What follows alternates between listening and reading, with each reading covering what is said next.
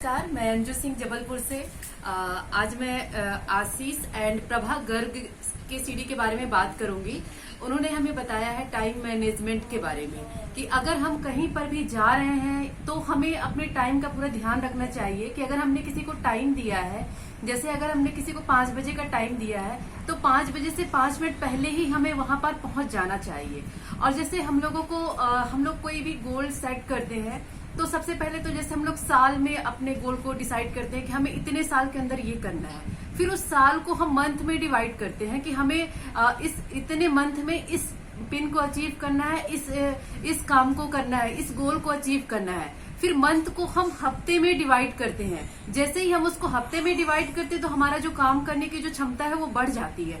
फिर उस हफ्ते को हम दिन में डिवाइड करते हैं कि अब हमारे पास इतने दिन है, इतने दिन में हमको ये अचीव करना है, इतनी कॉलिंग करनी है, इतना प्लान दिखाना है, ये सब कुछ हम दिन में डिसाइड करते हैं। फिर जब वो दिन हो जाता है उसके बाद फिर हम उसको घंटों में डिसाइड करते हैं कि एक दिन में हमें इतने घंटे काम करना है। तो फिर इस तरह से हम लोग टाइम मैनेजमेंट करते हैं। उसके बाद फिर बैलेंस करिए लाइफ को।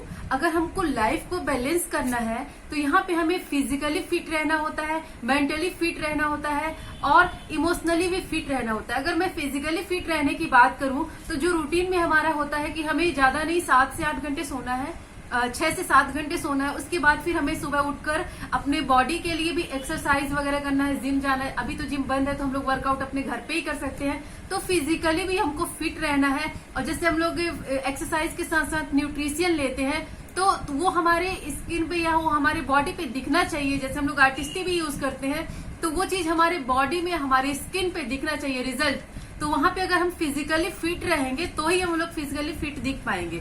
फिर मेंटली फिटनेस की मैं बात कर रही हूँ यहाँ पे। तो मेंटली फिटनेस का मतलब ये है कि जिस तरह से हमारे बॉडी को खाने की जरूरत होती है उसी तरह हमारे दिमाग को भी जरूरत होती है कि पॉजिटिव सोच की, अच्छे विचारों की जरूरत होती है। क्योंकि हमारे विचार, कई सारे विचार हमारे दिमाग में आते हैं। तो यहाँ पे हमें जरूरत पड़ती है कि हम लोग कई सारे ऐसे बुक्स पढ़े, कम से कम 15 से 20 पेज बुक का पढ़े, जिससे हमारा मेंटली, जिससे हम लोग फिट रहें। और इमोशनली फिट की मैं बात करूं यहाँ पे तो यहाँ पे हमको अपना जो रिलेशन है, रिलेशन शुड बी बैलेंस। यहाँ पे हमको अपने रिलेशन को बैलेंस करके रखना होता है। क्योंकि कई बार ऐसा होता है कि कुछ चीजें, कोई बातें हमको अच्छी नहीं लगती है तो यहाँ पे हमको बहुत तेज गुस्सा आता है। तो वहां पे हमको उनको जवाब नहीं देना, किसी भी व्यक्ति को हो, हमें वहां पे उनको जवाब नहीं देना, अपने आप को शांत रखना है। क्योंकि हम लोग इस बिजनेस में आते हैं तो हम लोग ये सारी चीजें सीखते हैं। तो हमें वहां पे क्या करना है, अपने आप को शांत रखना, अपने आप को कंट्रोल में रखना है।